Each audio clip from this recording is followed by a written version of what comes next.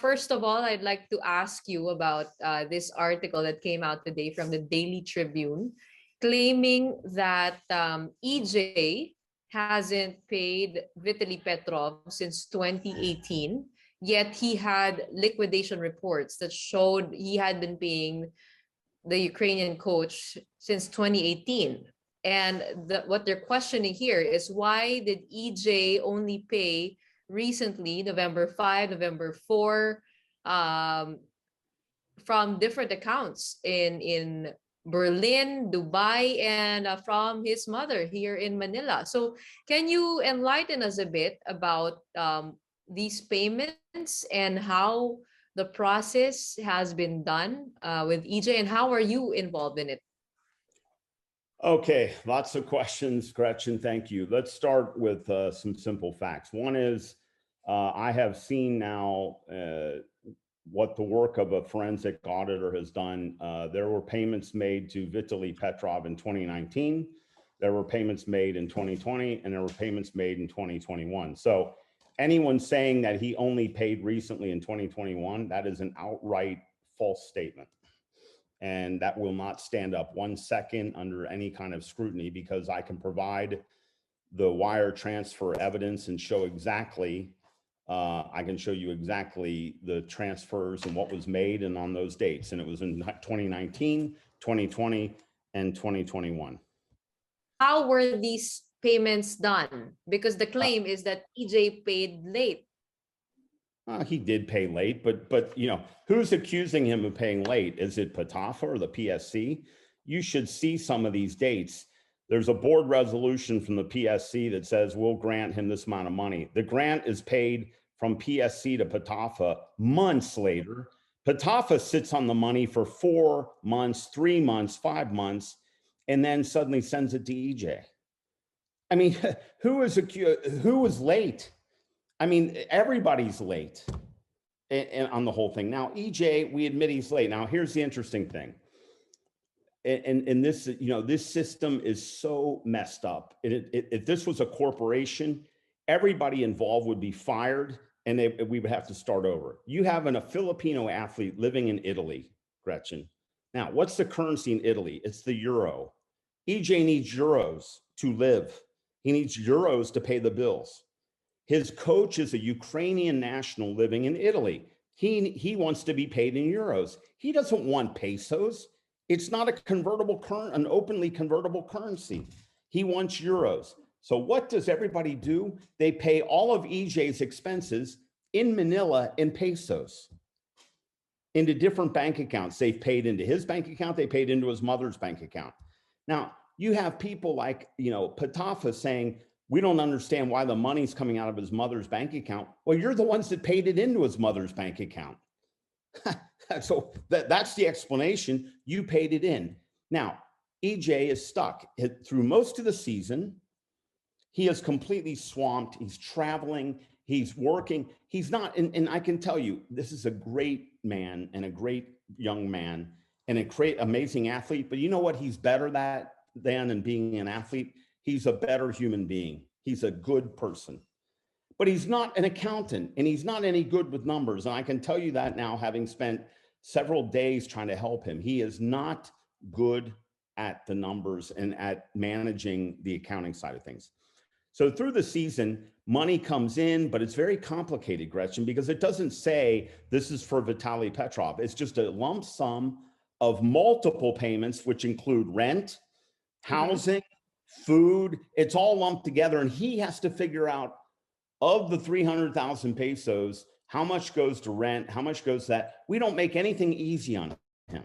So he gets that number, and what does he do? He pays the rent and everything first, and he's a bit slow paying Vitaly because Vitaly treats him like a son, and Vitaly says, you know, it's okay, just get it to me later and all that. Now, when it comes to the month of November, why is November so special? Because November is the only month of the year where he's on light training. So November is when he gets all caught up. So if you go and look, in 2020, last year, he comes to me in November and he says, Sir Jim, I have to pay Vitaly. I've got all these pesos and he only wants euros. I called my bank. My bank said, we only do transfers in dollars and you have to handle the euros separately. He said, could you help me? I will pay you the pesos and you pay Vitaly in euros. What did I say? My wife and I said, of course we'll help you. So I wired Vitaly 21,000 euros and EJ paid me 21,000 euros in pesos. What's the big deal? I mean, what I look at in the fault in this is simple, Gretchen. Why do we make our athletes not get the money they need, not pay it up front, not pay it in the right currency, not pay it into the right country? We just dump it into a Manila bank account and he has to manage the rest of it. And so that's the Dubai account. The Dubai account is my account and I paid part of Italy, but it wasn't my money. EJ paid me for that. So he took the PSC money, he sent it to me, I converted it into euros and I paid Vitaly. Done. We come around to 2021 November. What happens? Early November, late October, way before EJ ever got a letter from PATAFA. He says, Sir Jim, I'm behind. Can you help me? Can you wire money? If I send you pesos, will you wire money to Vitaly? I say, yes. I don't love it, but okay, I'll do it. And again, he sends me bunches of pesos and I send euros. And it happened to be the month of November. Again, what is the common theme? November is when the kid has time to do the paperwork. And all of this was done and paid before any letter came from PATAFA. So he wasn't scrambling to answer the letter. He was already paying it anyway. So when did EJ receive the letter? Would you have a date? I don't remember the exact date, but it was I think mid-November, like around the 15th, something like that. And well, look, when Gretchen, is pretty obvious. When you ask someone to return 85,000 euros, you assume they stole it. I mean, if he had given it to Petrov, how is he supposed to give the money back to PATAFA? So when you write a letter that says, I demand you return all the money, you've already made the presumption that they have taken it. And how did EJ react to this letter? Did he correspond with PATAFA right away? And what do you think triggered him to come out in a press conference? I mean, anyone who looks at the flow of this is understand, it's very clear. So, look, people are leaking this stuff to the press. I mean, all of you have all the letters. It didn't come from EJ. So, I mean, it's pretty clear where it came from. The leak was made in the Inquirer that said EJ Obiena is under investigation for embezzlement. At that point, he never wanted this to come out. This is his reputation. He had no choice. It came out in the Inquirer and it was big news. He woke up in the morning on that Sunday morning last week and he woke up and said, his life was changed. His parents were calling him crying. Friends were calling, it was crazy. So he put together a press con. He had no choice in the matter. He has to answer this because you know why? He paid Petrov. And Petrov was so upset that Petrov said, I go to the press con with you and explain. So his coach and him went together. Was it hastily arranged? Yes.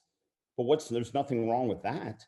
I mean, you have to move quickly on this thing. This is what breaks my heart on this, Gretchen? This is the best young guy I've ever known. And he is a better human being than he is an athlete. And he is being destroyed by this vengeance and vindictiveness that's just not even explanatory. And it's very difficult. I will not stand aside and watch someone that I care about have his life ruined. He's 26 years old. Why are we making the rest of his life miserable? What gives anyone joy on this? And why didn't you just ask him the question? He's an honest kid. And we could have stopped all this. Just ask him, say, hey, EJ, we don't understand this. But why do you fire out letters? I demand you return the money immediately. These letters of threat signed by attorneys and stuff. Why do you do that to a young guy that you profess to care about and you profess to say, I want him to be a great athlete for the country? I mean, you don't think this is having a psychological impact on him?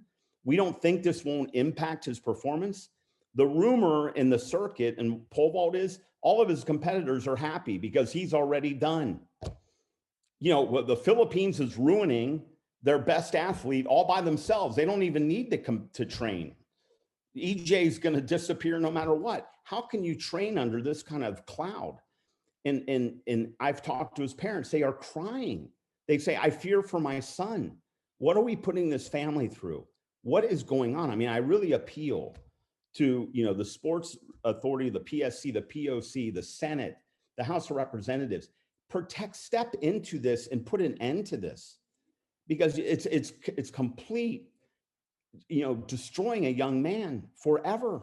What This is the relationship of EJ with Sergey Bubka and Vitaly Petrov right now? Because I believe most of this is based on, according to them, signed affidavits from both of these parties claiming that EJ hasn't paid. Petrov is again reiterated, there has never been a signed affidavit. And so that's why we keep saying, produce the signed affidavit from Petrov, because Petrov loves EJ and they're training every day together, and he feels terrible about this situation. And he's crystal clear, I've never signed a document. So when you say you have a signed affidavit, show the affidavit. And how about for Bubka? Because I have a copy. Bubka, there's a document. There's a document. He did it. But, Sergey Bubka can't sign a document on behalf of another human being. You can't say, because Bubka signed a document, it applies to Vitaly Petrov. You can't. There's no legal basis to make that statement. Everyone has to sign on their own. And there is a signed statement from Bubka. There certainly is. Now, as I said, apparently Bubka will be talking tomorrow, and we'll see. We'll see what, comes out of that. And just to clarify to our viewers, these are only three parties involved. You're EJ Obiena, Vitaly, the coach, and PATAFA, the NSA. All right. Okay. EJ claimed to have asked for PATAFA's help when it comes to the administration and accounting work. What was that conversation like? And how exactly does EJ get to talk to PATAFA? Is it direct communication, or does it go through somebody else? No, it's a direct discussion. I mean, EJ and Popoy Wico have been, Popoy has been historically a big supporter of EJ. EJ's father is a coach for PATAFA. His mother worked in administration in PATAFA. The whole Obiena family is part of PATAFA. So there was no middleman. I mean, there was a formal open relationship. And I don't know how many times. I mean, I talked to EJ a couple times a week. I mean, it's not like I talked to him all the time. They were having their own interfacing and all that. What I do know is the following, and I'm only going to speak about things that Gretchen, that I know about. He has requested on multiple occasions, and I've seen the emails, can you please pay my coaches directly and take me out of the loop, because this is killing him. He has to take the chunk of money, split it up, figure out who gets what. He has to wire it to everyone individually. He has to come to me to get euros, and then he wires it. And there's a 25 euro charge on every wire that EJ eats out of his own pocket. So he has lost, we've calculated, over 150,000 pesos in wire transfer fees. He can't get it back. And he's funded all that. It would make his life so much easier if the administration of PATAFA and the PSC would handle this for him. Now, because no one has ever said they would do that, I have been helping EJ to hire a personal assistant, which was advertised on his Facebook page a couple of weeks ago, which is, I'm looking for a PA. And I was going to help him fund that. So he would hire a young PA living in Manila who would handle all of his paperwork and help him put together spreadsheets. He doesn't know how to do a spreadsheet, accounting spreadsheet, and he's not trained in that. And so someone to help him. Now, obviously, we haven't done that because all of this thing kind of blew up. How many people does EJ pay, apart from Coach Vitaly Petrov? I'm not sure the exact number, Gretchen, but it's probably 5 or 6. He's the one who pays all of them. He's a paymaster. We've made him a paymaster, head of human resources paymaster. He's not a payroll. How prompt is PATAFA in releasing the payments to EJ? Well, from what most of, and this is, I'm getting some feedback from the accounting folks here. The majority of it is paid only after. EJ has to front everything and then he's reimbursed. There have been no real prepayments whatsoever. It's been until 2021. He was never getting prepayments. He was always out of money. That's why I always had to loan him money, because he never, they say we'll reimburse, but he doesn't have the money to start with. You know, like when he went to these doctors, I'll tell you a story. He went to doctors in Germany. His back was bad before the Olympics. Mhm. He needed like 5,000 euros to go there, to pay the doctor, to pay the treatment. I had to give him the money because he doesn't have it. Now, the PSC and PATAFA, they're great. They eventually reimburse it, but it's months later. This is about cash flow, Gretchen. It's not always about balancing the books. He doesn't sometimes have cash. And so he has to pay, and then he has to liquidate and get the money, reimbursed. And so it was never a case of they give this big chunk of money historically, and then he has to figure out where it went. It was all paid after the fact, after all the expenses were paid. That's why I used to shake my head so much and say, how would anyone else do this but him? They're living in Europe and they never have any money. But, I was the one, that kept sending him and wiring him money to help him out. He would call, and, he's so humble. He wasn't calling all the time begging for money. I used to sometimes say, what's wrong?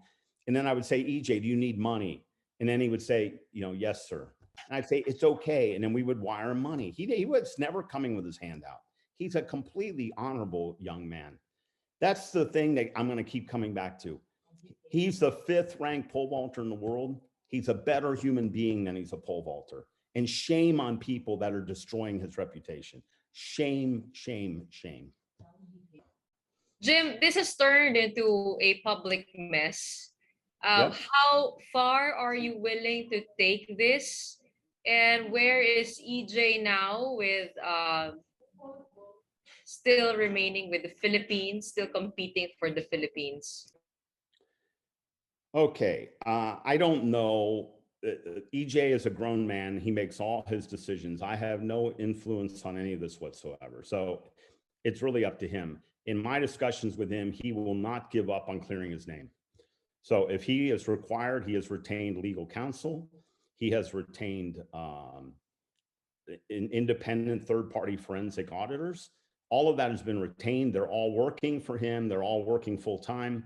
He will not stop. Now, he doesn't want this to escalate. And I've continually told him, don't escalate anything. I've continually told him, call PATAFA and reach détente.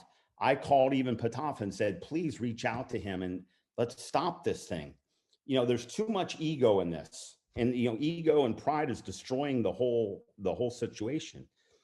Now, if something doesn't happen soon, in my opinion, he will never vault again for the Philippines. In my opinion, if something doesn't happen soon, he won't, because he'll either step away. And it's no secret in today's world that a number of countries are looking at this situation and laughing uncontrollably how the Philippines is driving away a world-class athlete that they can offer a passport to. So how do you there's think already, that we solve this better? long before this happened, Gretchen, there was already a line of people at his door to offer him a passport. I mean, he is the hottest thing in track and field because he's gone from number 30 to number 10 to number 8 to number 5. And everyone's afraid, scared of him. The Brazilian coach told me a couple of years ago, the number 1 guy out there is Obiena. He is going to win golds in big competitions. Now, you don't think that other countries don't want that, but I have always told him, he has asked me, what do I think? I said, I will tell you right now, you want to vault for your home country. And he said, I do. He doesn't want to lead the Philippines. He doesn't want to do this. He wants to stay and vault there. But how do you vault when your own federation is trying to kill you? I mean, are there offers already? Are there offers already from other countries? Absolutely. How many countries? Multiple. It's not one. It's multiple. All right. Okay. I think that ends there.